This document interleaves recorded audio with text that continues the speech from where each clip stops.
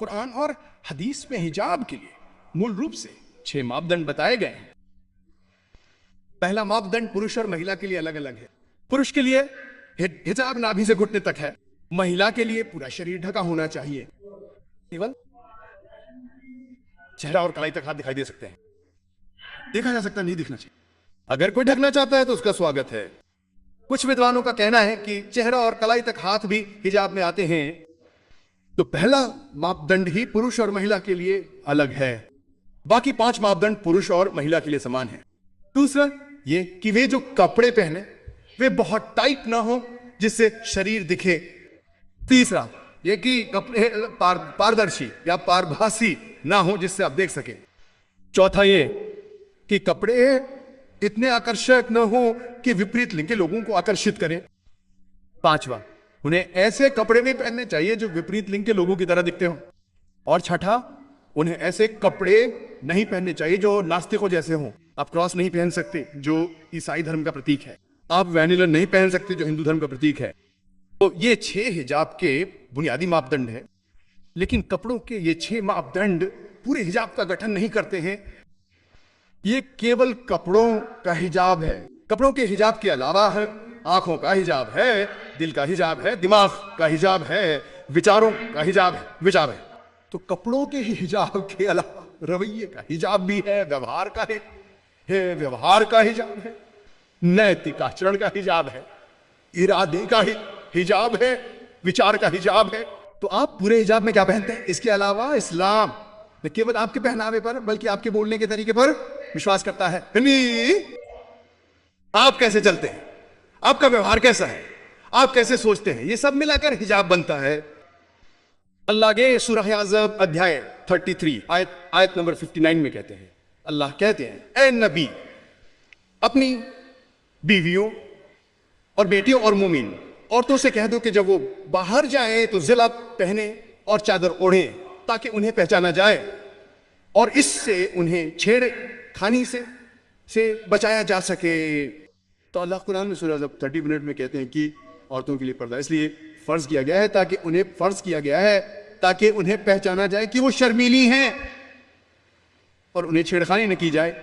कुरान में ये 2 वजहें बताई गई हैं ताकि उन्हें पहचाना जाए कि वो शर्मीली हैं और उन्हें छेड़खानी न की जाए। अब मैं आपको एक सरल उदाहरण देता हूं और मैं एक प्रश्न पूछना चाहता हूं कि अगर 2 जुड़वा बहनें हैं जो समान रूप से सुंदर हैं, बहुत सुंदर हैं, समान रूप से सुंदर हैं, एक जुड़वा बहन वो इस्लामी हिजाब पहने हुए है, पूरा शरीर ढका हुआ है, केवल चेहरा और कलाई तक हाथ दिखाई दे रहे हैं, और दूसरी जुड़वा बहन बहुत सुंदर है, उसने पश्चिमी कपड़े पहने हैं, लो नेक वाली मिनी स्कर्ट और खुला। और अगर दोनों बहनें मोम्बासा की सड़कों पर चल रही हैं और अगर कोई पवित्र राफिन है जो किसी के लिए इंतजार कर रहा है, जो किसी लड़की को छेड़ने का इंतजार कर रहा है, तो मैं आपसे सवाल पूछ रहा हूं, वो किस लड़की को छेड़ेगा? क्या वो इस्लामी हिजाब पहन वाली जुड़वा बहन को छेड़ेगा या वो उस जुड़वा बहन को छेड़ेगा जिसने पश्चिमी कपड़े पहने हैं, मिनी स्कर्ट और लो नेक? वो किस जुड़वा बहन को छेड़ेगा? महिला, वो बहन जो पश्चिमी कपड़े और बहुत कुछ पहने हुए। इसका एक सरल उत्तर है, आप आमंत्रित करते हैं और लोग आते हैं।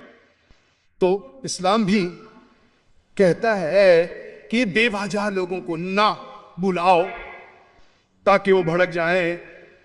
ली भल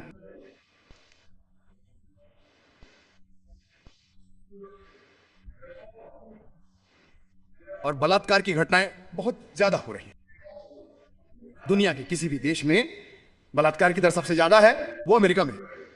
1990 के FBI के आंकड़ों के अनुसार उस साल अकेले 102,550 बलात्कार के मामले हुए और आंकड़े बताते हैं कि सिर्फ 16% मामले ही रिपोर्ट किए गए। इसका मतलब है कि आपको इस आंकड़े को 602 से गुणा करना होगा और आपको कुल 640,968 के मामले मिलेंगे अकेले FBI के अनुसार 1990 में। अगर आप इस आंकड़े को 365 से विभाजित करते हैं तो FBI के अनुसार 1990 में हर दिन 1,756 बलात्कार के मामले हुए। अगर आप 2005 के आंकड़े पढ़ें तो US crime department bureau, US department of justice के अनुसार अकेले 2005 में हर दिन औसतन हर 996 बलात्कार के मामले हुए। उस जो बेल्चिन, वही अमेरिकी न्याय विभाग ने साल 2015 में हर दिन तो बलात्कार के मामले दर्ज किए थे। यानी हर 37 सेकंड में एक बलात्कार हो रहा है।